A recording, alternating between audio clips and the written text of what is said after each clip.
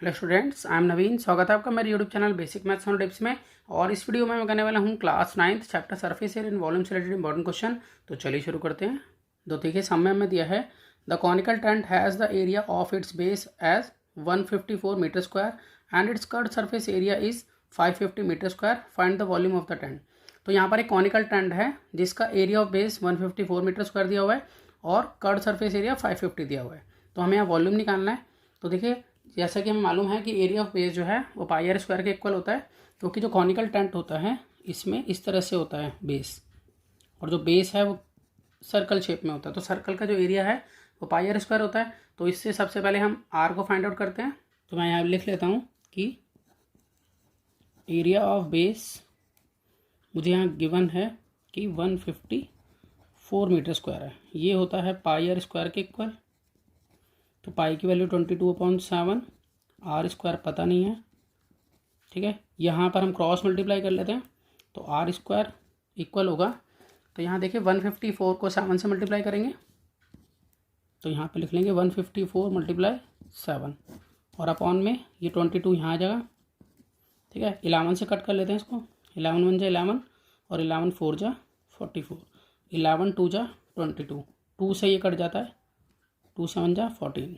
इसका मतलब ये हो जाएगा 7 का स्क्वायर और यहाँ पर है आर का स्क्वायर। स्क्वायर से स्क्वायर जो है वो कैंसिल हो जाता है। तो इस तरह से आर जो है 7 आ जाती है हमारी, यानी कि 7 मीटर जो है वो आर आ चुकी है। अब देखिए जैसा कि हमें यहाँ पर पूछा है वॉल्यूम। अब वॉल्यूम होता है 1/3 पाई आर स्क्वायर एच। तो यहाँ पर हमें आर और एच दोनों चाहिए, ठीक है। तो यहाँ पर आर तो मुझे पता चल गई है कि जो कि 7 है। अब मुझे एच चाहिए। अब एच कैसे निकलेगी? अब अगर हम यहाँ देखें क्वेश्चन में हमें कर्व्ड सरफेस एरिया दिया हुआ है, तो मैं यहाँ लिख लेता हूँ कि कर्व्ड सरफेस एरिया ये 550 के इक्वल है। मैंने लिख लिया।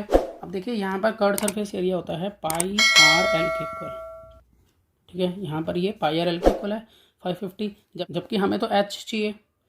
तो हम पहले एल निकालेंगे फिर एल के बाद एच निकालेंगे। तो यहाँ पर हम एल निकाल लेते हैं। ये हो जाएगा 22/7 इंटू आर की वैल्यू 7 हो जाएगी मल्टीप्लाई एल इक्वल टू 550। तो यहाँ पर 7 से 7 कट गया तो L इक्वल टू 550 अपॉन में 22। तो यहाँ 11 से कट कर लेते हैं। 11 5 जा और 11 2 जा और यहाँ पर 2 2 जा 4, 2 5 जा 10। तो यहाँ पर L जो है वो 25 आ गई, जबकि वॉल्यूम में तो हमें H चाहिए ना। तो अब हम H निकालेंगे। तो H निकालने के लिए हमारे पास फॉर्मूला होता है L स्क्वायर में से हम R स्क्वायर को लेस कर देते हो रूट में, ठीक है। तो यहाँ पर हम यहाँ लिख लेते हैं। अब L स्क्वायर मतलब 25 का स्क्वायर, R स्क्वायर मतलब 7 का स्क्वायर। तो यहाँ पर 25 का स्क्वायर हो जाता है 625, 7 का स्क्वायर हो जाता है 49। अब देखिए 625 में से 49 को लेस करेंगे तो हमारे पास आ जाता है रूट के अंदर 576। अब यहाँ 576 का स्क्वायर रूट निकाले तो वो होता है 24। देखिए किसी को अगर ना पता हो कि ये मैंने कैसे निकाला है तो आप चाहे तो फैक्टराइज कर सकते हैं।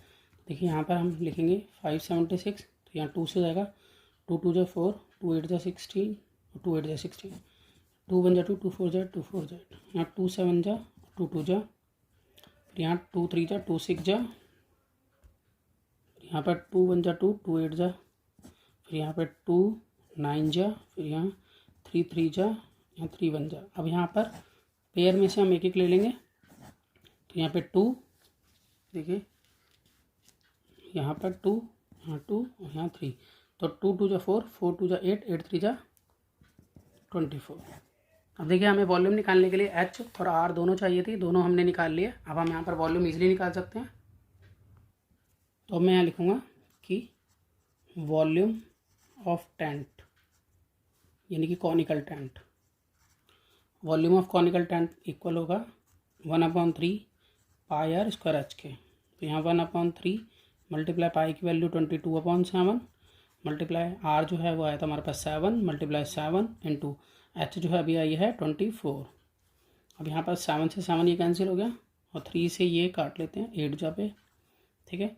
और यहाँ पर 22 मल्टीप्लाई 7 8 जा 56। तो 22 को 56 से मल्टीप्लाई करेंगे तो आएगा, तो ये मैंने कैलकुलेट किया तो आया 1232। यहाँ आएगा मीटर क्यूब, क्योंकि वॉल्यूम के अंदर देखिए इसमें मीटर इंटू मीटर है, फिर यहाँ पर 1 मीटर है, तो इसलिए आंसर बनेगा मीटर क्यूब में। तो मैं आशा करता हूँ कि आपको ये समझ में होगा। इसी तरह के बहुत से सम्स क्लास 9th के लिए पहले से अपलोड हैं, आप उन्हें देख सकते हैं। तो मिलते हैं नेक्स्ट वीडियो में और नए सम के साथ, तब तक के लिए गुड बाय।